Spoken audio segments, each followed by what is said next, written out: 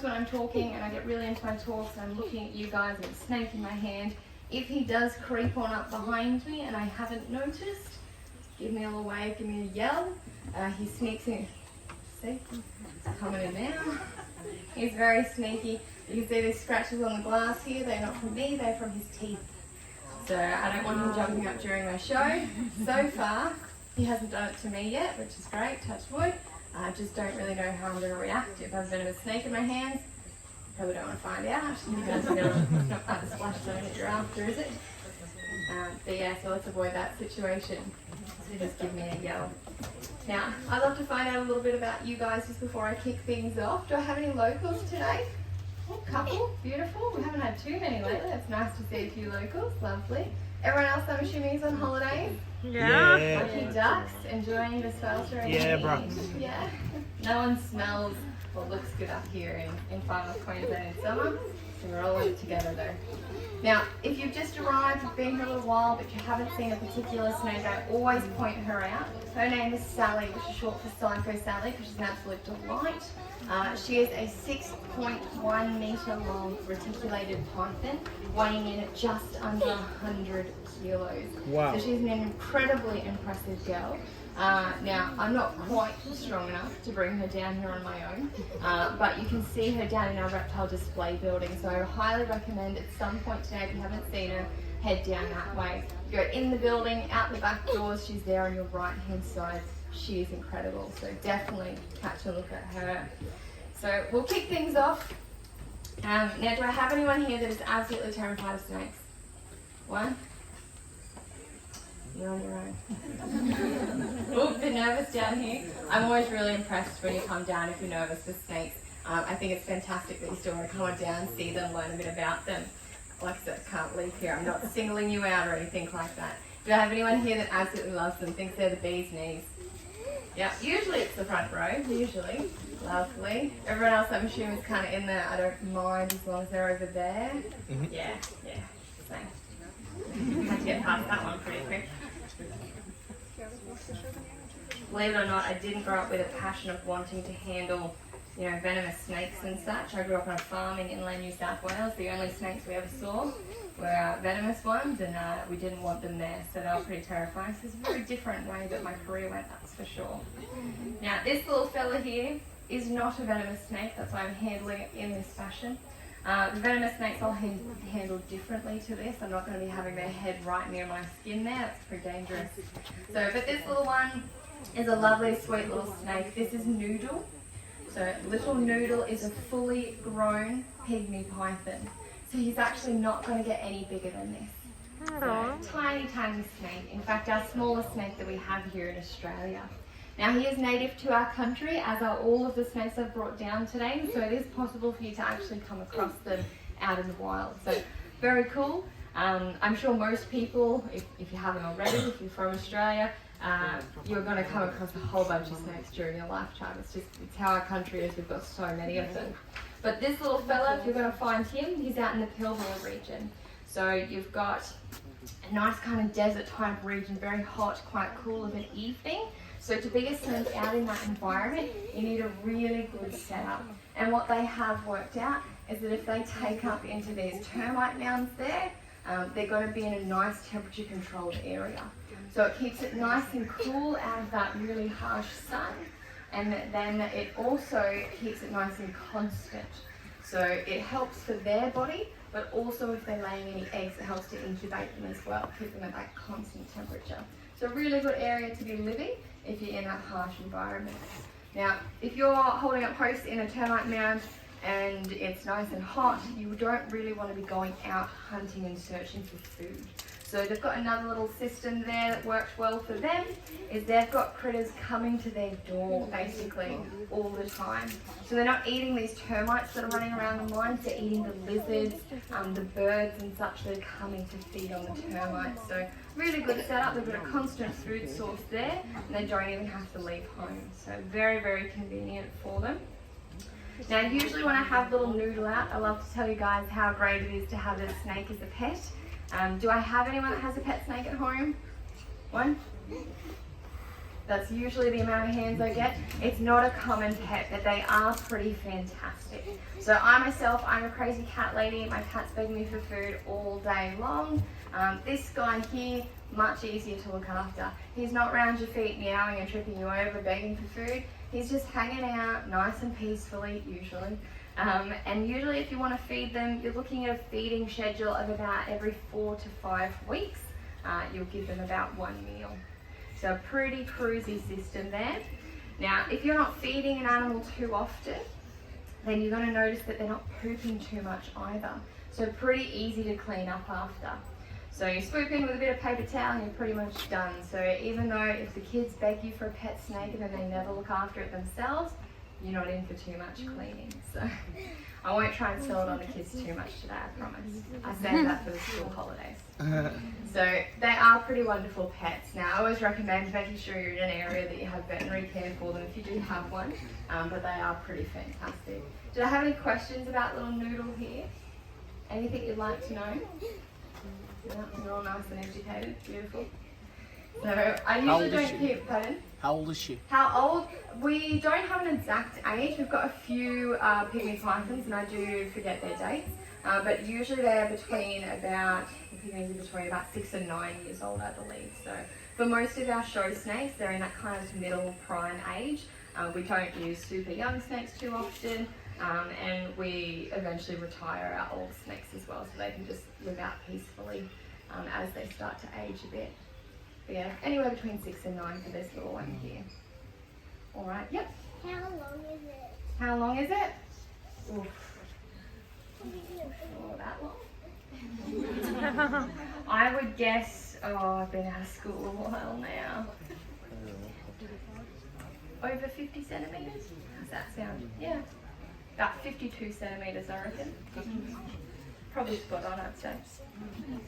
Alright, I'm going to pop little Noodle away because we're going to get out some of the other snakes.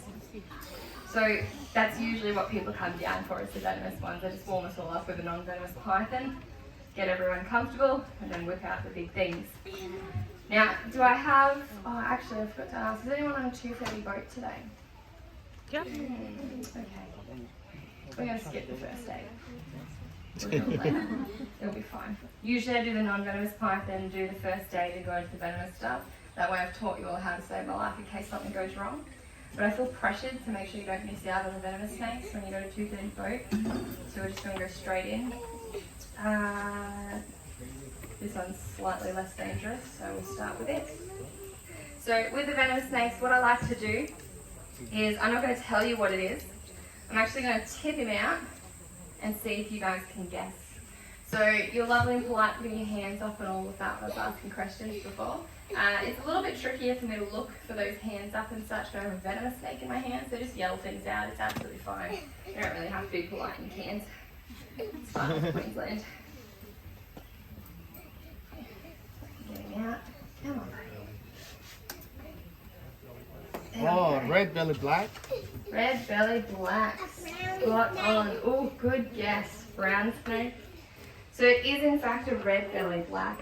Now, what I tend to do, just because when I hold it in this way, he's only got 2 points of contact there. I'll keep him up for a couple minutes, then I'll pop him down for a rest, then I'll bring him back up again. But that way you all get a bit of a view as well. Now, this one is usually pretty commonly identified quite easily by people because of that red back to it, and it's got that red belly, as the name suggests, being called a red-bellied black snake.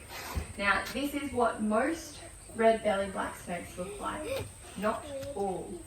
The one I usually like to bring down to kind of show that point, he's on a rest day today, so I couldn't bring him. He does not have any red coloration on him whatsoever, but he in fact is a red-bellied black snake. So the reason I like to bring him down is to just show you that. You can't rely on the colour or the pattern of a snake to 100% identify what it is. And it's not really a mistake you want to be making. It might be a mistake that you only ever make once. So you don't want to be misidentifying snakes out there, particularly if you're doing something irresponsible like trying to touch them, which again I do not recommend. Pop you down for a little rest for a moment. Okay. But yes, in fact, a red-bellied black snake, that stunning coloration. They are found in a large area of Australia, usually along a bit of the coastline, the east coast, and they're usually found along bodies of water. So we come in contact with them quite regularly because they're living where we like to visit or where we like to live as well. So whether it's around dams or rivers or lakes, even in parks where you've got fountains and such, and the reason they're wanting to be there is because of the food that they eat. So they predominantly eat frogs. So they're in those kind of wetter, damper environments as well. So that's where we find them.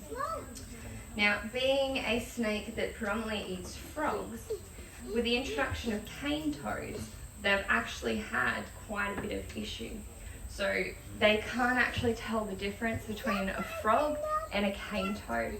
Now, cane toad, their poison is quite bad.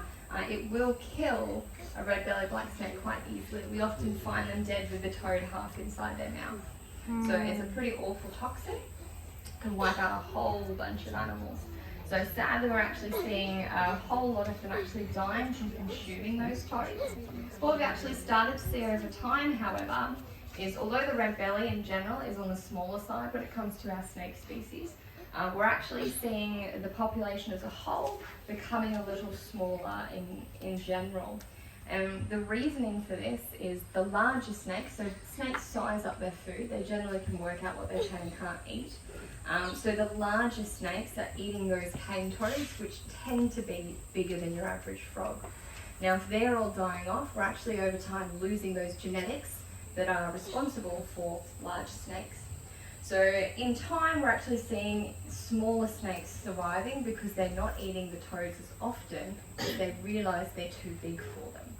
So it's pretty cool that their system has worked that out naturally, but a bit disappointing that it's had to happen that way with those cane toads. Now, did I have any questions about my red-bellied black snake at the moment? Yeah, how old is it? How old? It's always the favourite question. It's always the answer I don't have.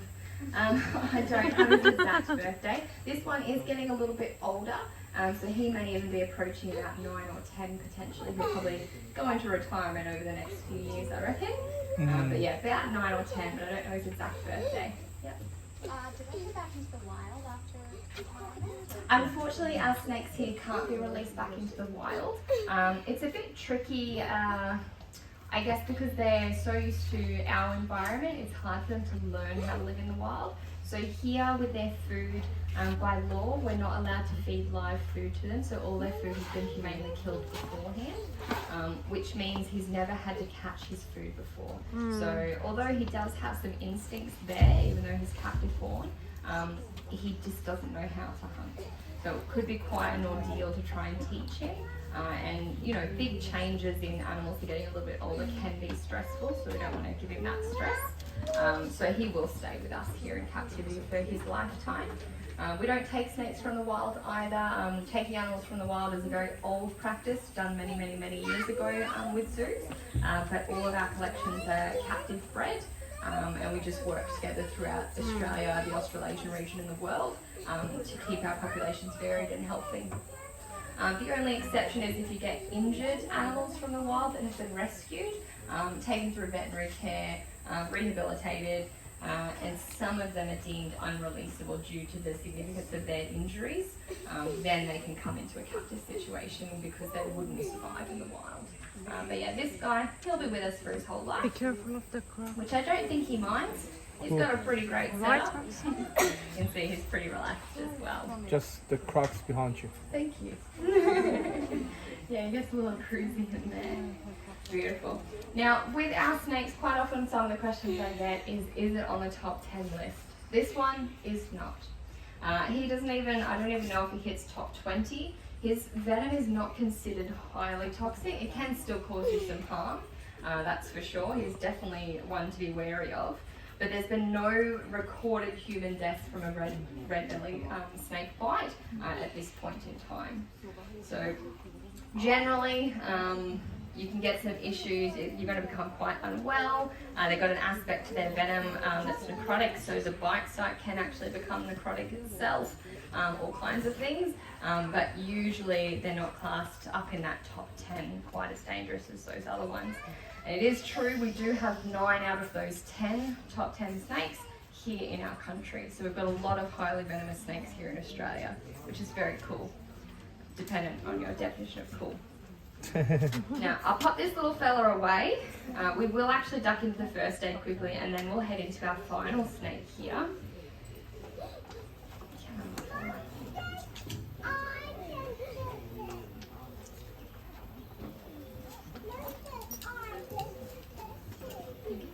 So the reason we do have a first aid component to our snake talk, although, you know, when I say first aid, everyone's probably like, oh, boring, just get out another snake.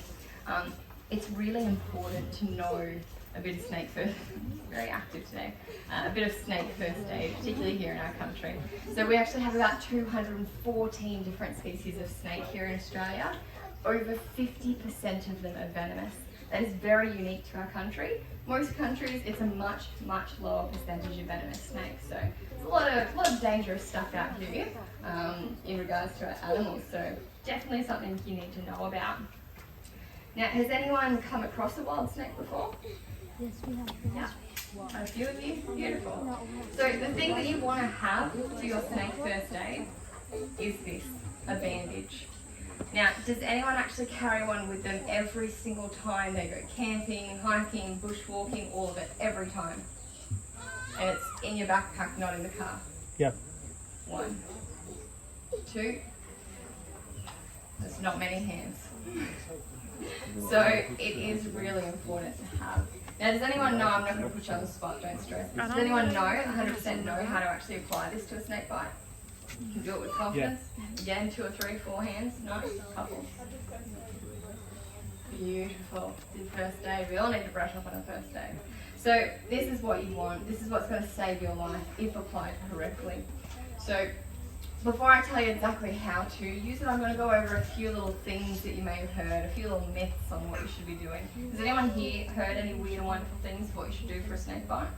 Any crazy stuff? Yeah. What do we reckon? Suck it out. Suck it out, yeah. What else have we heard? Pee on it. Pee on it, that's my favourite one. Everyone always gets nervous to say that one out loud. I love it. Who's heard of cutting it out? Yeah. All kinds of stuff. So these things are not effective. So trying to suck the venom out, the way venom moves through our system, trying to suck it out is not going to be effective. So with our snakes in Australia, they've actually got very small fangs. So when they bite and they inject their venom, what usually happens, it goes into that lymphatic system, which is just below the skin. Through natural processes in your body, it is pumped through that lymphatic system into your lymph nodes and transfers into your bloodstream. Through movement, we speed that whole process up significantly. So if you're trying to suck venom out of this tiny little pinprick here, and it's already traveling through your body, it's not going to be effective. And in fact, if you've got a sore, an ulcer or something inside your mouth, and you do get some venom from that skin into that ulcer, you're going to speed things right up. It's going to go straight to the bloodstream. So you don't want to be doing that. It's a waste of time and can make it worse. So you don't want to be doing that. Now, cutting it out. I've heard people who have tried to cut chunks out of their body. I probably don't need to explain that too much. It's pretty dangerous. But some people have taken a step further. They've gone to cutting things off. Yeah, the bright reaction. Yeah, pretty terrifying. I think my favourite story I've heard was a gentleman over in America. Now they do have some pretty intense snakes with some pretty crazy venoms over there. And he was bitten on the toe by what he thought was a highly venomous snake.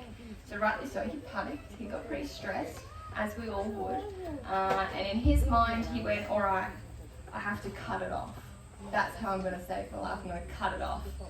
Now, he didn't start at the toe, or the ankle, or the knee. He went mid-thigh. Oh, no. Yeah. Mm. Oh, what an So idiot. he started to cut his leg. Now, as you would assume would happen, passed out from blood loss. But that gentleman survived. He is very fortunate. Now he gets to tell the story of being bitten by a non-venomous snake, and that's why he's had his leg amputated from him trying to cut his leg off to save his own life.